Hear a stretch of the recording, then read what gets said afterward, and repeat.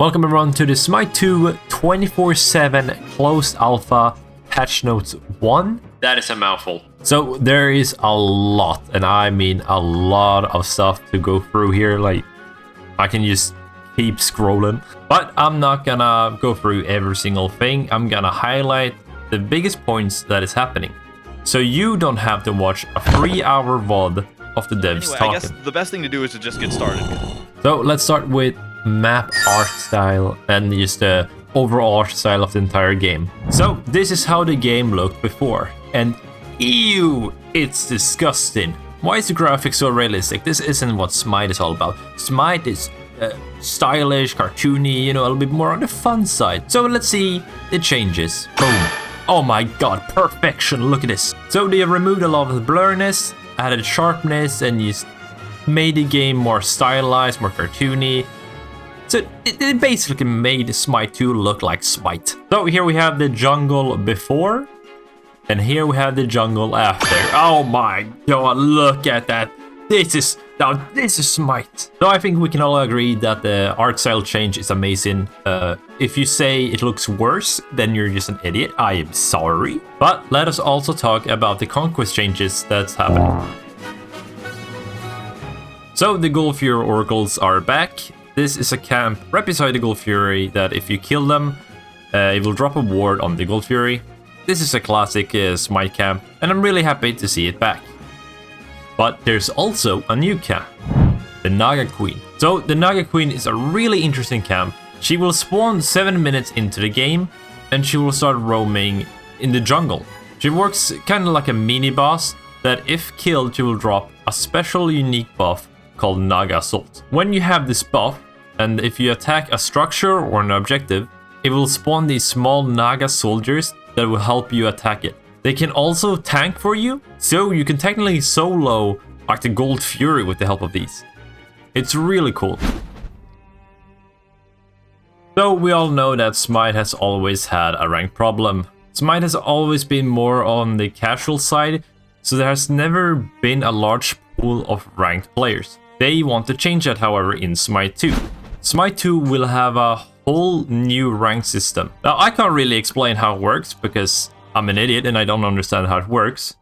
But their goals with it is to increase the play base and enhance the competition. Basically getting more people into ranked while also making it more fair and better. Here you can see all the ranks.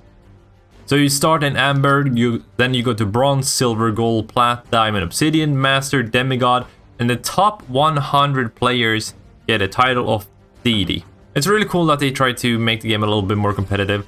I love Smite because it is a casual game, but I think that having a healthy and big competitive community will just help the game overall by getting new players in. So I think this is a big W.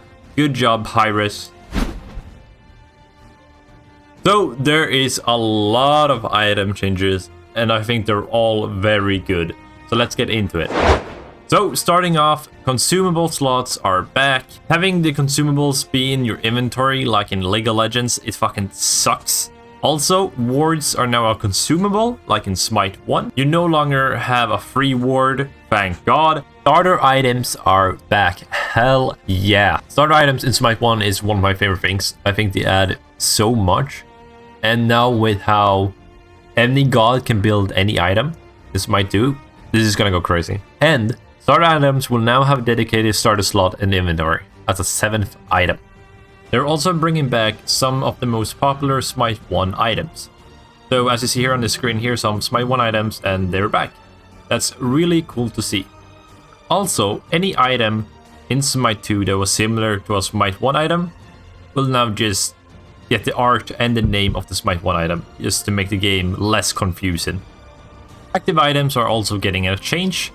You can now only have 3 active items, so there's a limit. Most likely because of console players and, you know, the limitation with controller. But they're also added icons on the icons, as you see down there, just to make it easier to know when your item is on cooldown or not. This is a really good change, love to see it. So there are some big god changes. The biggest one is that every god will now only do 1 damage type, just like in Smite 1. So you will either do physical damage or magical damage. Now you can still build whatever you want, and there will still be strength and intelligence scaling. When you have a big character pool such as Smite, it will get super confusing if every single god have different damage types, and then it gets really hard to build around it. There's also 2 new gods coming. One is ported from Smite 1, and that is Jingwei, and then we have a new god, Mordred. These will be playable tomorrow when the patch goes live, so that's really cool. And the last thing is that progression will start with this patch, so you can already start grinding for worshippers. I'm really excited, and I can't wait for tomorrow, and I hope all of you are as well.